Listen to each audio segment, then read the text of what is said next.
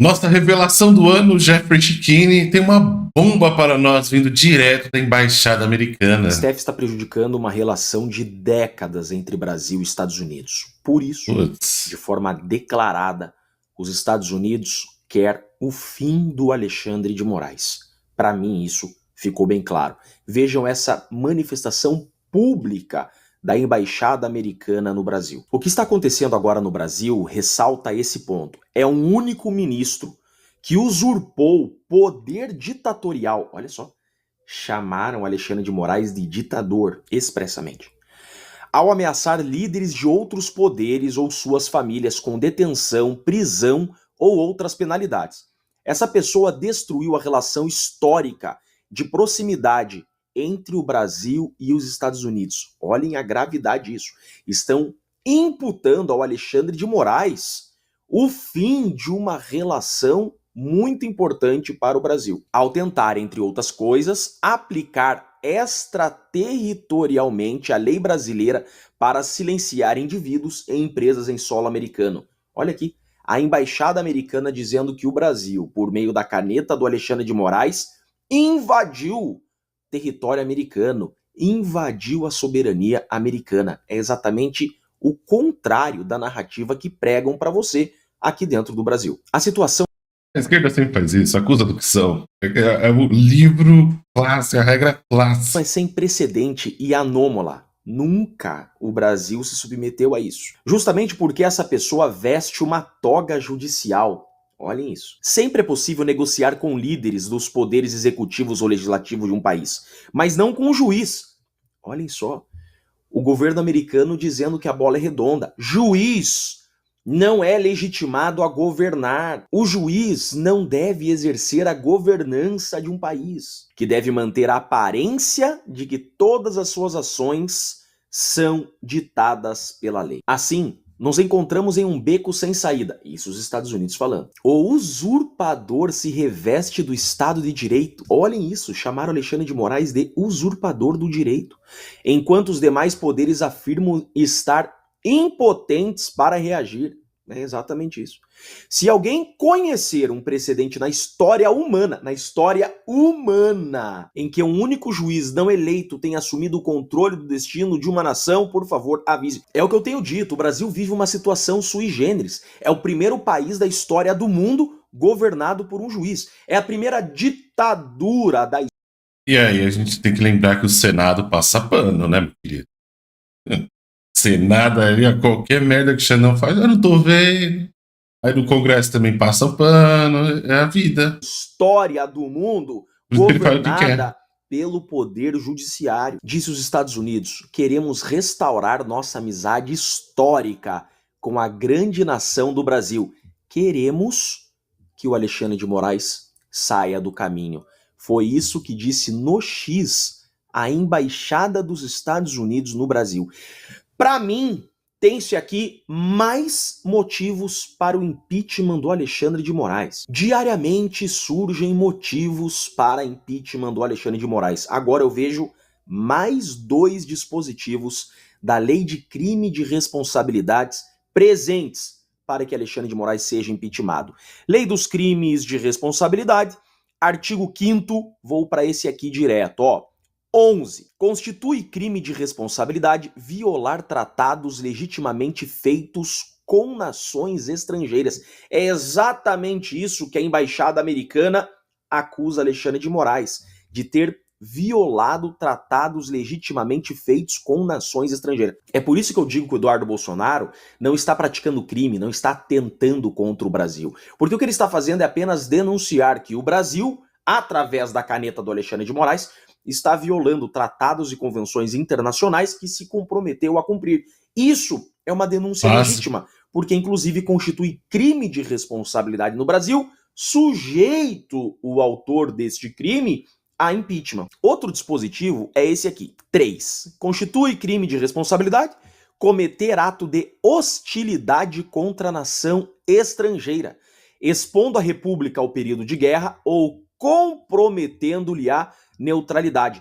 É exatamente aquilo que a embaixada denunciou, que o Alexandre de Moraes está rompendo uma relação antiga, e sólida e saudável entre Brasil e Estados Unidos. Motivo para crime de responsabilidade. E diz a lei de crimes de responsabilidade que os crimes definidos nesta lei, ainda quando simplesmente tentados, são passíveis de pena de perda do cargo, ou seja, impeachment. Para mim, está muito claro, mas eu tenho que dizer que, em tese, o ministro poderia, em tese, segundo a lei, incidir nesses artigos do crime de responsabilidade. Cabe ao Senado tomar vergonha na cara, instaurar processo de impeachment e, por 2/3 do Senado, empichar o ministro Alexandre de Moraes, porque, para mim, está mais do que evidente crime de responsabilidade. E também é muito importante não votarmos em quem for contra impeachment do Xandão. É simples, tem que ser a primeira pergunta na hora da gente escolher nossos candidatos. Você é a favor do impeachment do Xandão? Sim, então tá bom. Não. Próximo. Inclusive denunciados pela Embaixada Americana. Próximo. Eu sou Jeff Chiquini, eu sou advogado. Ele trouxe mais informações aqui, não é só a embaixada não, tem jornal. O cerco está fechando e a coisa está ficando séria para o Brasil. Um dos jornais mais lidos no mundo disse que o STF deu um golpe de Estado no Brasil. Wall Street Journal, um dos jornais mais tradicionais e importantes do mundo, disse: um golpe de Estado da Suprema Corte no Brasil. O ministro Moraes está censurando críticos e prendendo oponentes sem nenhum controle político. A matéria descreve com riqueza de detalhes e com perfeição que Alexandre de Moraes está se utilizando da caneta para prender opositores políticos, que o STF deu um golpe político no Brasil. Primeiro, a matéria descreve que o STF cria um suposto ataque aos ministros e à Suprema Corte em 2019, cria um tal do inquérito interminável chamado de inquérito das fake news para fixar a competência do STF, usurpando a prerrogativa de função, investigando pessoas sem prerrogativas de foro. Depois diz que Lula, condenado em todas as instâncias, em 3 processos por crime de corrupção, organização criminosa, lavagem de dinheiro, tem seus processos anulados para ser marionete nas mãos do STF. A matéria é certeira demais. Diz que o STF criou um inquérito ainda das milícias digitais para prender pessoas, prender opositores políticos, silenciar opositores políticos, e chega a dizer que Alexandre de Moraes,